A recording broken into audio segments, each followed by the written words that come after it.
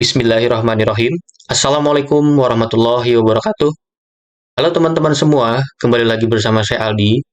Di sini kita akan sama-sama mengatur susunan shape secara vertikal dan juga secara horizontal ya. Langkah pertama, kita pilih objek pertama di sini. Kita bantu dengan tombol kontrol pada keyboard. Kita tahan kontrolnya.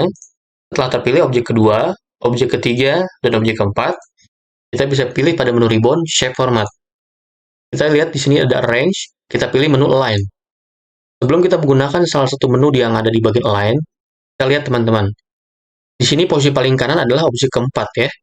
Maka kalau kita gunakan align right, maka objek 1, 2, dan 3 akan mengikuti objek keempat. Karena dia berada di paling kanan objek keempat ini ya. Kita lihat tadi, objek keempat nggak bergerak. Karena dia berada di posisi paling kanan ya. Nah sekarang, supaya nggak bertubrukan, kita bisa lihat mana kira-kira objek yang bisa kita jadikan acuan supaya tata letaknya lebih teratur dan rapi.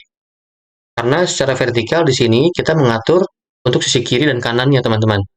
Ya, kita lihat di sini yang bisa kita jadikan acuan sebagai contoh adalah objek kedua ya. Kita gunakan align left, maka objek 1, 3, dan keempat akan mengikuti objek kedua. Kita lihat di sini align left. Nah, dia teratur mengikuti objek kedua. Sementara objek kedua tadi dia nggak bergerak ya, karena dia berada di posisi paling kiri.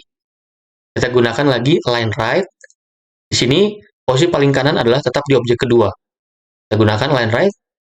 Nah, dia berada di paling kanan ya, mengikuti objek kedua. Untuk rata di tengah, kita gunakan align center. Nah, di sini kita lihat sama-sama ada yang berdempetan. Objek kedua dan objek ketiga. Kita gunakan di bagian align, distribute vertically, teman-teman. Jadi jaraknya lebih teratur, tata letaknya jadi lebih sesuai, jadi nggak berdempetan lagi ya. Sekarang, untuk cara horizontal, kita gunakan cara yang sama, tekan tombol kontrol pada keyboard, kita tahan kontrolnya ya. Setelah terpilih semua, kita lihat dulu, kita ini mengatur dari sisi mana. Kita lihat di sini untuk menggunakan rata di atas, untuk posisi paling atas adalah objek kedua ya. Kita lihat di sini, kita gunakan align top, maka untuk objek 1, 3, dan keempat, dia mengikuti objek kedua. Sama halnya dengan bagian vertikal tadi ya. Di sini untuk menggunakan objek bottom, sisi paling bawah, posisi paling bawah adalah objek kedua juga. Kita gunakan align bottom, nah dia mengikuti ya. Nah untuk di rata di tengah, secara horizontal, kita gunakan align middle. Lain hal tadi untuk secara vertikal, rata di tengah menggunakan align center. Tapi secara horizontal kita gunakan align middle ya. Karena kita menyusun secara horizontal. Sekarang kita gunakan untuk rata jarak kiri kanannya, kita menggunakan distribute horizontally teman-teman. Nah jadi yang sebelumnya berdempetan, dia udah nggak berdempetan lagi ya. Jadi seperti inilah cara penggunaan dari align agar tata letak dari setiap objeknya tersusun rapi. Sekian dari saya, sekiranya bermanfaat.